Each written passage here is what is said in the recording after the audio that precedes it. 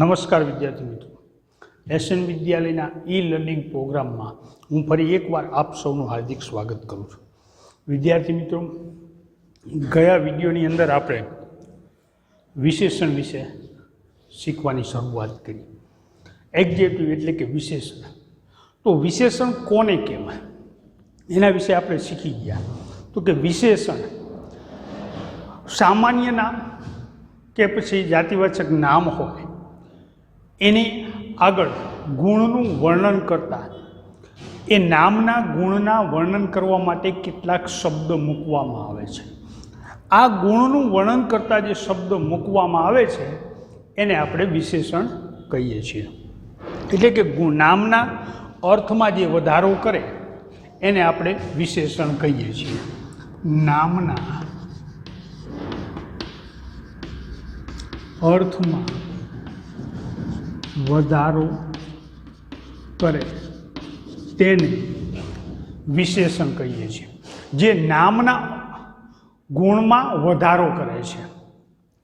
હવે આ ગુણના વર્ણનની અંદર આપણે જોયું હતું તો કે રંગ, કદ, રૂપ, આકાર આ બધું હોઈ શકે છે.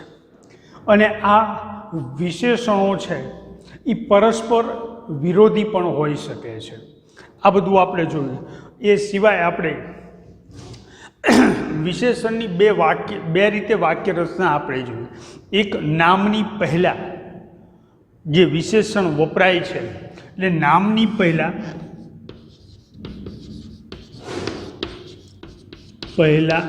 વિશેષણ. તો નામની પહેલાં જ્યારે આપણે વિશેષણ વાપરીએ ત્યારે એની વાક્ય રચના કેવી થતી હતી? તો કે આપણે એક્ઝામ્પલ જોઈએ કે that is a pink flower. તો અહીંયા નામ જે આપ્યું છે આપણને ફ્લાવર, એની આગળ આપણે એના ગુણનું વર્ણન કરતો શબ્દ મૂક્યો. એ શબ્દ છે પિંક. એટલે કે આપણે નામની પહેલાં વિશેષણ મૂક્યું. નામની પહેલાં જ્યારે વિશેષણ મૂકવામાં આવે ત્યારે એ વિશેષણના ઉચ્ચાર પ્રમાણે, વિશેષણ જે આપેલું છે એના ઉચ્ચાર પ્રમાણે એની આગળ આર્ટિકલ એ અથવા તો એન મૂકવામાં આવે. તો અહીંયા આપણને પિંક શબ્દ આપેલો છે તો અહીંયા પી એ વ્યંજન છે, એનો ઉચ્ચાર પણ પીથી થાય છે. એટલે કે એનો ઉચ્ચાર પણ વ્યંજનથી થાય છે. જ્યારે સ્પેલિંગની શરૂઆત વ્યંજનથી થાય, એનો ઉચ્ચાર પણ વ્યંજનથી થાય ત્યારે આર્ટિકલ એ મૂકવામાં આવે છે. એટલે આપણે અહીંયા આર્ટિકલ એ મૂક્યો. બીજું ઉદાહરણ જોઈએ કે this is an old main. માણસ પણ કેવો? વૃદ્ધ માણસ. તો એની આગળ આપણે આર્ટિકલ એન મૂક્યું. કારણ કે અહીંયા વિશેષણની શરૂઆત ઓથી થઈ. તો ઓ છે એ સ્વર છે. અંગ્રેજીમાં કુલ 5 સ્વર એ, ઈ, આઈ, ઓ, યુ. તો આ ઓ સ્વર છે અને ઓ એનો ઉચ્ચાર ઓલ્ડ. એટલે કે ઉચ્ચાર પણ એટલે કે સ્વરથી શરૂઆત થાય છે. ઉચ્ચાર પણ ઓ છે એટલે ઉચ્ચાર પણ સ્વરથી થાય છે. એટલે આર્ટિકલ એન મૂકવામાં આવે છે. આર્ટિકલ વિશે તમે 5મા ધોરણથી શીખતા હોવો છો. તો આ આર્ટિકલ ક્યારે મુકાય? તો કે નામની પહેલાં જ્યારે વિશેષણ મૂકવામાં આવે. હવે આપણે જોઈએ વાક્યના અંતે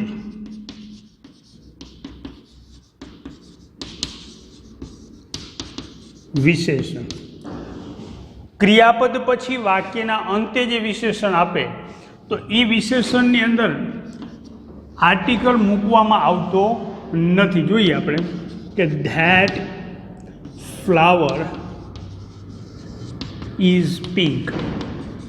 તો અહીંયા વાક્યના અંતે આપણે વિશેષણ મૂક્યું. તો વાક્યના અંતે વિશેષણ મૂકીએ ત્યારે આર્ટિકલ મૂકવામાં આવતો નથી. એકે આર્ટિકલ મૂકવામાં આવતો નથી. આટલું આપણે વિદ્યાર્થી મિત્રો શીખેલા છીએ. અગાઉના વિડીયોની અંદર આપણે વાત કરેલી કે આપણે કેટલાક વિશેષણ અને એના વિરોધી, કારણ કે મેં અગાઉ તમને કીધું હતું અને અત્યારે પણ કીધું કે એ વિશેષણો છે પરસ્પર વિરોધી હોઈ શકે છે અને આપણે પરીક્ષાની અંદર પણ વાક્યમાં એ વિશેષણના વિરોધી શબ્દ લખવાના છે.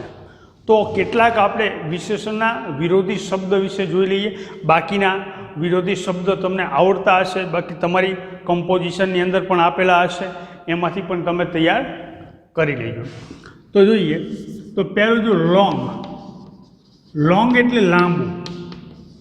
તો લાંબુ છે તો એનો વિરોધી શબ્દ શું થશે? શોર્ટ. SHORT. શોર્ટ એટલે ટૂંકું. આ થયું વિરોધી શબ્દ એકબીજા. લોંગ એટલે લાંબુ, શોર્ટ એટલે ટૂંકું. લોંગનું વિરોધી શોર્ટ અને શોર્ટનું વિરોધી લોંગ. આપણે જોઈએ હવે ઓલ્ડ. ઓલ્ડમાં આપણને વિરોધી શબ્દ બે જોવા મળશે. અહીંયા ઓલ્ડ એટલે જૂનું. તો ઓલ્ડ એટલે જૂનું, તો અહીંયા ઓલ્ડનું વિરોધી થશે ન્યૂ. ન્યૂ એટલે નવું. પણ ઓલ્ડ એટલે આપણે અહીંયા લઈએ કે વૃદ્ધ. તો અહીંયા ઓલ્ડ એટલે વૃદ્ધ, તો એનું વિરોધી થશે વૃદ્ધનું યુવાન એટલે કે યંગ.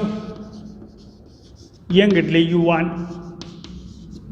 હવે આ ક્યારે વપરાય એ આપણે વાક્યમાં આવશે ત્યારે આપણે જોઈ લઈશું કે કેવી રીતે ઓલ્ડ આપેલું હોય તો ન્યૂ અથવા તો યંગ કેવી રીતે મૂકવું. આપણે વાક્ય આવે ત્યારે આપણે જોઈશે. આગળ જોઈએ સ્ટ્રોંગ.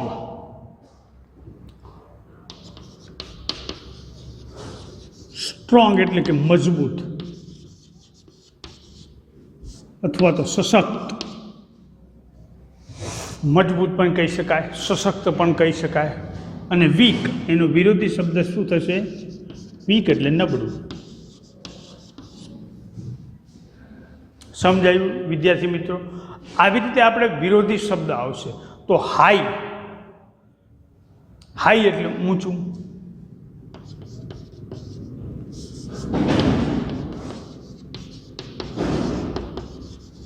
તો એનું વિરોધી હાઈ એટલે ઊંચું. ઊંચુંનું વિરોધી શું થશે? તો નીચું. નીચું એટલે શું થાય? લો. LOW. લો એટલે નીચું. સમજાયું? તો આગળ જોઈએ ટોલ. ટોલ એટલે ઊંચું.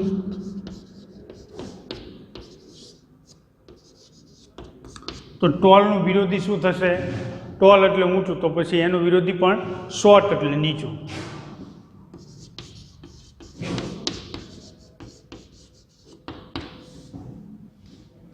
આગળ જોઈએ આપણે તો બ્યુટીફુલ. તો બ્યુટીફુલ એટલે સુંદર.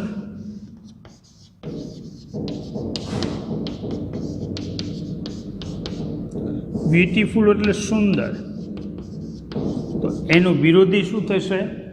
સુંદરનું વિરોધી શું થાય? બેડોળ એટલે કે અગલી. UGLY. અગલી એટલે બેડોળ, કદરૂપું. ક્લીન. આપણે જોઈએ આપણે તો કે ક્લીન. તો ક્લીનનું વિરોધી. પછી ડે. તો ડેનું વિરોધી. તો આ બધા વિરોધી જે શબ્દો છે, ડે તો નાઇટ, એવા સામાન્ય વિરોધી શબ્દો તો તમને આવડતા હશે. દાખલા તરીકે આપણે જોઈએ તો કે ફેટ. ફેટ એટલે જાડું. અમુક વિશેષણોના ગુજરાતી શબ્દ તમને આવડે એટલે તરત જ તમને એનું વિરોધી શબ્દ આવડી જાય. ફેટ એટલે જાડું. જો જાડું હોય તો એનું વિરોધી શબ્દ શું થાય? પાતળું. પાતળું એટલે થીન. થીન એટલે પાતળું.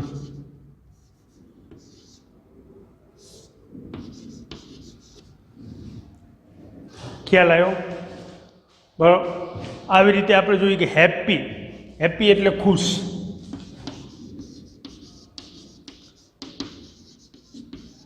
ખુશ.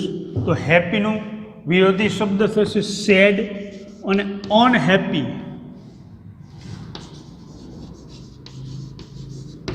સેડ અથવા તો અનહેપી પણ આપણે એનો વિરોધી શબ્દ કરી શકીએ. તો આ થયા આપણા વિરોધી શબ્દ વિદ્યાર્થી મિત્રો. તો હવે આપણે આવા વિરોધી શબ્દ તમારી કમ્પોઝિશનમાં અથવા તો બીજા તો કેટલાક સામાન્ય વિરોધી શબ્દ છે એ તમને આવડતા જ હોય, કારણ કે રીચ એટલે પૈસાદાર, તો એનો વિરોધી શબ્દ શું છે? પુઅર એટલે ગરીબ. પણ પ્યોર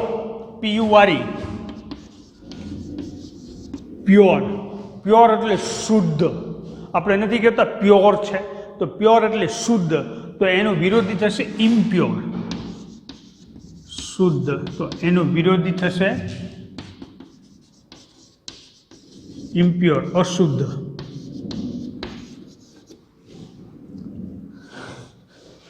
તો બીજા આપણે કેટલાક વિરોધી શબ્દ એક્સરસાઇઝ આપણે લઈએ કે કેવી રીતે એક્સરસાઇઝની અંદર આપણે જે વિરોધી શબ્દ એક વિશેષણ આપેલું હોય એનો વિરોધી શબ્દ આપણે કેવી રીતે વાક્યની અંદર મૂકવાનો છે એના વિશે આપણે જોઈએ.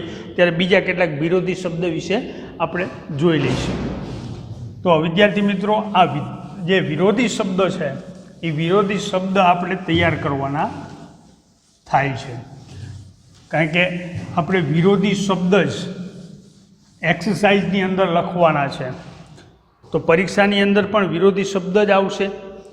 તો વિરોધી શબ્દ આવશે તો આપણે વિરોધી શબ્દ તૈયાર કરશું તો જ લખી શકશું.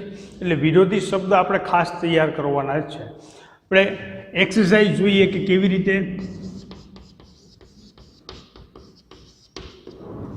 એક્સરસાઇઝ. તો એક્સરસાઇઝની અંદર આપણે જોઈએ તો કે Ratan is a dishonest man. Ratan is એ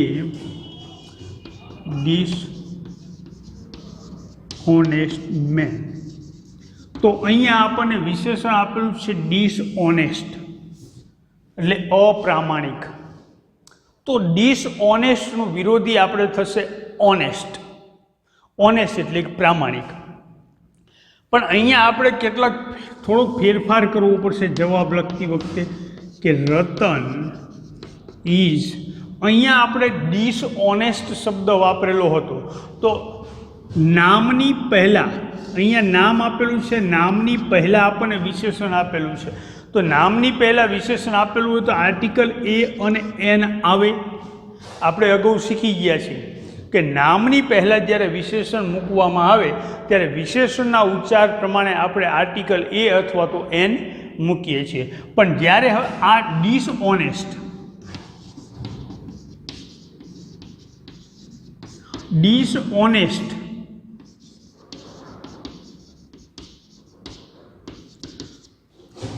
આ ડિસઓનેસ્ટનો વિરોધી આપણે કરીએ ત્યારે ઓનેસ્ટ થાય.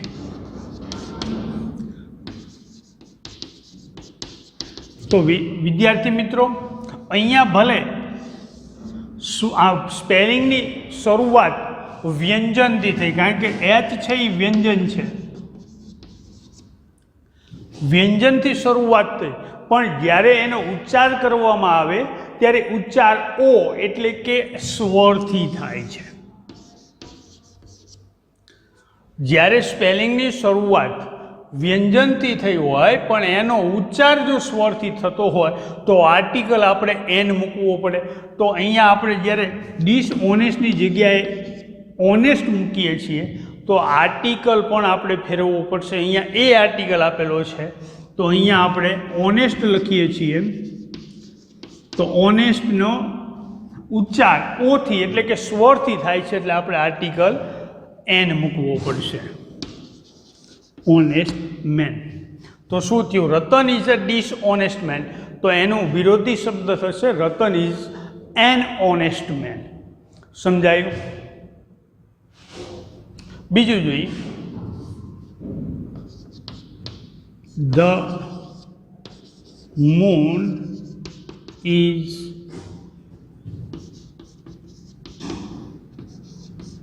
Visible today. તો અહીંયા વિઝિબલ આવ્યું. વિઝિબલ તો એનું વિરોધી થશે ઇનવિઝિબલ. તો ધ મૂન, મૂન આજે દેખાય છે. વિઝિબલ એટલે દેખાય છે. તો ઇનવિઝિબલ એટલે આજે દેખાતો નથી. તો ધ મૂન ઇઝ, અહીંયા આપણને આર્ટિકલ આપેલો નથી એટલે આપણે કોઈ આર્ટિકલનો ફેરફાર થવાનો નથી. આપણને આપેલો નથી તો આપણે જવાબની અંદર પણ આર્ટિકલ લખવાનો નથી. તો ઇનવિઝિબલ ટુડે. સમજાય છે? વિરોધી શબ્દ આપણે એનો લખવાનો છે.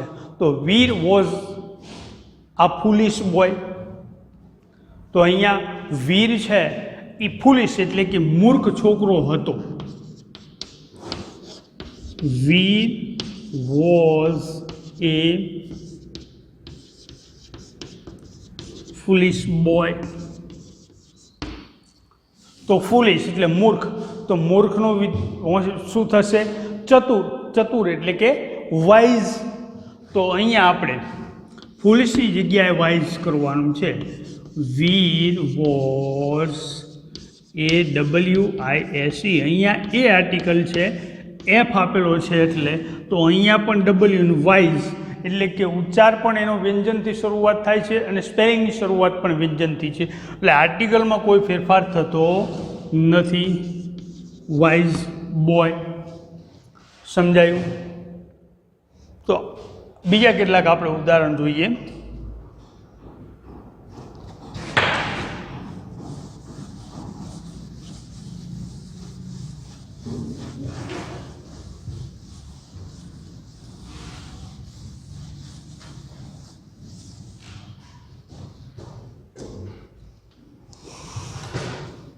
Climbing a mountain is very easy.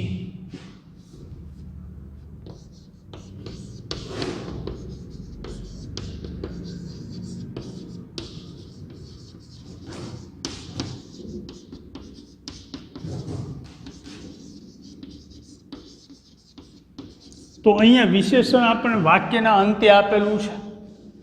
તો વાક્યના અંતે વિશેષણ આપેલું છે એટલે આર્ટિકલની તો કોઈ ચિંતા છે નહીં, કારણ કે આર્ટિકલ તો આવવાનું નથી. તો હવે ઇઝી. ઇઝી એટલે એકદમ સરળ. તો એનો વિરોધી થશે ડિફિકલ્ટ. તો ક્લાઇમ્બિંગ આ માઉન્ટેન એટલે કે પર્વત ઉપર ચડવું એ ખૂબ જ અઘરું છે. તો ક્લાઇમ્બિંગ આ માઉન્ટેન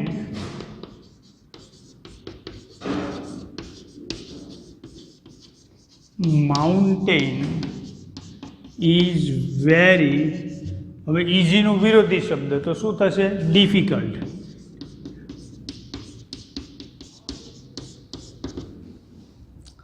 સમજાયું? Look at that ugly bird. Look at that ugly bird. તો અહીંયા આપણને વિશેષણ કયું આપેલું છે? અગલી. પણ અહીંયા આર્ટિકલ એન અગલી આપણને આપેલું નથી એટલે આપણે આર્ટિકલ આપેલો નથી તો આપણે આર્ટિકલ જવાબની અંદર પણ મૂકવાનો નથી એટલે એનું કોઈ ફેરફાર આપણે થશે નહીં. તો અગલી, અગલી એટલે કદરૂપું, બેડોળ. તો એનું વિરોધી શું થશે? હમણાં જ આપણે શીખ્યા બ્યુટીફુલ. તો આપણે જવાબ લખી કે લુક એટ ધેટ, અગલીની જગ્યાએ beautiful.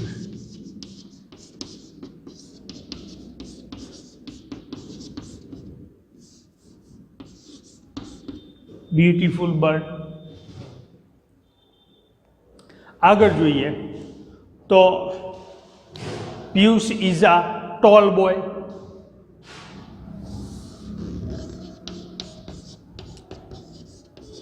Piyush is a tall boy. તો અહીંયા આપણને ટોલ આપેલું છે તો ટોલનું વિરોધી શું થશે? ટોલ એટલે ઊંચો. તો નીચા માટે શોર્ટ. તો અહીંયા પિયુષ ઇઝ એ, કારણ કે અહીંયા ટોલ તો અહીં આની શરૂઆત પણ ટોલ એટલે કે વ્યંજનથી થાય છે, એનો ઉચ્ચાર પણ વ્યંજનથી થાય છે, તો એનું વિરોધી થશે શોર્ટ. તો શોર્ટની શરૂઆત SHORT એસથી થાય છે અને એનો ઉચ્ચાર શોર્ટ એટલે કે સ એ પણ વ્યંજનથી થાય છે, એટલે આર્ટિકલ અહીંયા એનો એ જ રહેશે, શોર્ટ બોય. સમજાયું? It is bad to breathe impure air. આગળનું ઉદાહરણ જોઈએ કે 7મું, it is bad to breadth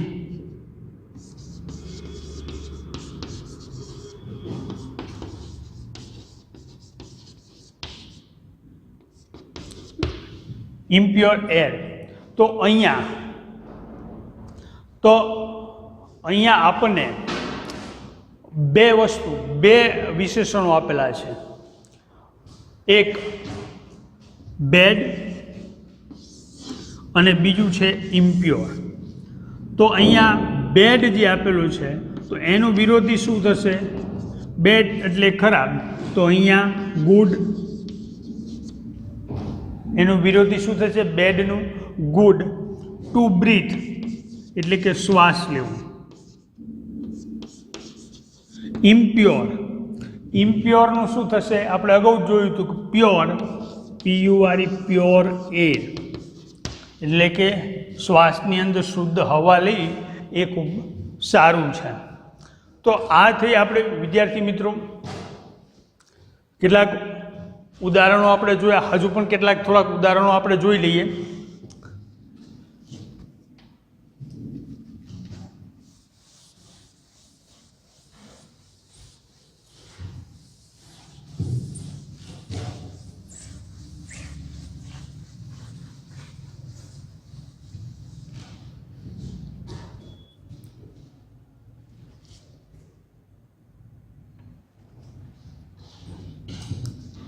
તો આગળનું આપણે ઉદાહરણ જોઈએ તો કે that is a costly shirt. That is A costly shirt. Costly એટલે મોંઘો. તો મોંઘાનો વિરોધી શું કહે? સસ્તું. સસ્તું એટલે ચીપ. તો કે that is a cheap shirt. અહીંયા ઉચ્ચાર કોસ્ટલી, કો એટલે વ્યંજનથી થાય છે, અહીંયા ચીપ, ચ એટલે કે વ્યંજનથી શરૂઆત થાય છે, એટલે આર્ટિકલ એના એ જ રહેશે. સમજાઈ ગયું? તો અહીંયા Tarak is a lazy boy. આપણે એક ઉદાહરણ જોઈએ તો કે Tarak is a lazy boy. તો અહીંયા લેઝી એટલે આળસુ. Tarak is a lazy boy. Lazy એટલે આળસુ. તો એનું વિરોધી શું થશે? એક્ટિવ. ACTIVE. તો આનું Tarak is active. ACTIVE active boy. પણ અહીંયા આર્ટિકલ એ આપેલો છે. શું કામ એ આપ્યો? તો કે લેઝી. L એ વ્યંજન છે અને લેઝી તો લ પણ વ્યંજન છે, એનો ઉચ્ચાર પણ વ્યંજનથી થાય છે, એટલે આપણને આર્ટિકલ એ આપ્યો. પણ એનો વિરોધી જોઈએ એટલે કે એક્ટિવ. તો અહીંયા આર્ટિકલ એન આવશે, કારણ કે એક્ટિવ શરૂઆત સ્પેલિંગની સ્વરથી થાય છે અને એનો ઉચ્ચાર એ પણ સ્વર છે. તો એનો ઉચ્ચાર સ્વર જો થતો હોય તો આર્ટિકલ કયો આવશે? એન. તો અહીંયા આપણે આર્ટિકલ એન મૂકશી, એન એક્ટિવ બોય. સમજાઈ ગયું? આગળ જોઈએ કે Manubhai is an old man.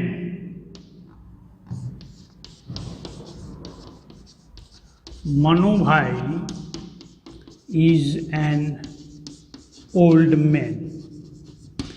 તો અહીંયા ઓલ્ડ છે, ઓલ્ડનો વિરોધી શું થશે? તો ઓલ્ડના વિરોધીમાં આપણે બે જોયા છે, એક યંગ અને એક ન્યૂ. તો અહીંયા ઓલ્ડ મેન, મેન એટલે માણસ. તો માણસ કેવો હોય? ઓલ્ડમાં શું આવશે? વૃદ્ધ પણ અને જૂનું. તો માણસ જૂનો હોય કે વૃદ્ધ હોય? માણસ વૃદ્ધ હોય. તો અહીંયા ઓલ્ડને આપણે વૃદ્ધ. તો વૃદ્ધનું વિરોધી શું થશે? યુવાન એટલે કે યંગ. તો Manubhai is a young man. તો અહીંયા ઓલ્ડ હતું, ઓ સ્વર હતો, એનો ઉચ્ચાર પણ સ્વરથી થાય છે. એટલે આપણને આર્ટિકલ એન આપેલો હતો, પણ અહીંયા યંગ વાયથી શરૂઆત થાય છે. વાય છે એ વ્યંજન છે, અને યંગ તો એનો ઉચ્ચાર પણ ય એટલે કે વ્યંજનથી શરૂઆત થાય છે. એટલે આપણે આર્ટિકલ એ મૂકીએ. સમજાઈ ગયું વિદ્યાર્થી મિત્રો? તો આ હતા આપણા કેટલીક એક્સરસાઇઝ આપણે જોઈ વિરોધી શબ્દની, કે કેટલા કેટલા ફેરફાર સાથે આપણે વિરોધી શબ્દ મૂકવાના થાય છે. તો અહીંયા આપણે ચેપ્ટર જે આપણું એક્ઝેક્ટિવ વિશેષણ હતું એ અહીંયા આપણે પૂર્ણ કરીએ છીએ. પણ એ પહેલાં ફરીથી એકવાર આપણે એ વિશેષણ કોને કહેવાય અને કેવી રીતે વપરાય એ એક જોઈ લઈએ. તો વિશેષણ કોને કહેવાય? તો સામાન્ય નામ કે જાતિવાચક નામની અંદર, નામની આગળ એના ગુણનું વર્ણન કરવા માટે આપણે કેટલાક શબ્દોનો ઉપયોગ કરીએ છીએ. એટલે કે આ ગુણના વર્ણન કરતા શબ્દ જે છે એ નામના અર્થમાં વધારો કરે છે. એટલે કે નામના અર્થમાં જે વધારો કરે એને આપણે વિશેષણ કહીએ છીએ. આ વિશેષણ જે તે નામના કદ, રૂપ, રંગ એ પણ હોઈ શકે છે. અને આ વિશેષણો, આ પ્રકારના જે વિશેષણો છે એ એકબીજાના વિરોધી પણ હોઈ શકે છે. આથી આપણે વિશેષણની વાત. તો વિશેષણના વાક્ય રચના જોઈએ આપણે. એમાં બે પ્રકારની વાક્ય રચના જોઈએ આપણે. એક નામની પહેલાં, નામની પહેલાં જ્યારે વિશેષણ આવે ત્યારે વાક્ય રચના થાય છે. એમાં નામની પહેલાં જ્યારે વિશેષણ મૂકવામાં આવે ત્યારે એ વિશેષણના ઉચ્ચાર પ્રમાણે, એ વિશેષણના ઉચ્ચાર પ્રમાણે આર્ટિકલ એ અને એન મૂકવામાં આવે છે. ક્યારે? તો કે નામની પહેલાં વિશેષણ આવે ત્યારે એ વિશેષણની આગળ એના ઉચ્ચાર પ્રમાણે, વિશેષણના આગળ જોયું અહીંયા ઓલ્ડ, તો આ ઓલ્ડ વિશેષણ છે તો એનો ઉચ્ચાર ઓ એટલે કે સ્વરથી થાય છે, તો આર્ટિકલ એન આવે. અહીંયા યંગ વાય આપેલો છે તો એનો ઉચ્ચાર વ્યંજનથી થાય છે એટલે આર્ટિકલ એ આવે. એટલે કે એના ઉચ્ચાર પ્રમાણે આર્ટિકલ એ અને એન મૂકવામાં આવે છે. બીજું કે જ્યારે વિશેષણ જે છે એ વિશેષણ ક્રિયાપદ પછી વાક્યના અંતે મૂકવામાં આવે. વાક્યના અંતે જ્યારે વિશેષણ મૂકવામાં આવે છે ત્યારે આર્ટિકલ એ કે એન કોઈ મૂકવામાં આવતો નથી. એ પછી વિદ્યાર્થી મિત્રો, મેં તમને કેટલાક અહીંયા બોર્ડ ઉપર 8-10 જેવા વિરોધી શબ્દો, વિશેષણ અને વિરોધી શબ્દ વિશે આપણે જોયું. તો એવા કેટલાક વિરોધી શબ્દ જે સામાન્ય વિરોધી શબ્દ છે, ડે નાઇટ, વ્હાઇટ તો બ્લેક, તો આ બધા જે છે વિરોધી શબ્દ, ટોલ તો શોર્ટ, ફેટ તો થીન, આ બધા વિરોધી શબ્દ વિદ્યાર્થી મિત્રો તમને સામાન્ય વિરોધી શબ્દ તો આવડતા જ હશે. એ સિવાયના કેટલાક તમારી કમ્પોઝિશનમાં આપેલા છે, એ વિરોધી શબ્દ તૈયાર કરી લીધો. કેટલાક વિરોધી શબ્દ આપણે અહીંયા જે એક્સરસાઇઝ લીધી કે કેવી રીતે ફેરફાર થાય છે જ્યારે આપણે એ વિરોધી શબ્દ મૂકીએ વાક્યની અંદર વિશેષણનો, ત્યારે આર્ટિકલમાં કેવી રીતે ફેરફાર થાય છે એ જોયું. તો એની સાથે કેટલાક વિરોધી શબ્દ પણ આપણે જોયા હતા. તો એ વિરોધી શબ્દ પણ તમે તૈયાર કરી નાખજો. આવતા વિડીયોની અંદર એક નવા જ એક ચેપ્ટર સાથે આપણે ફરીથી મળશું. ત્યાં સુધી નમસ્કાર.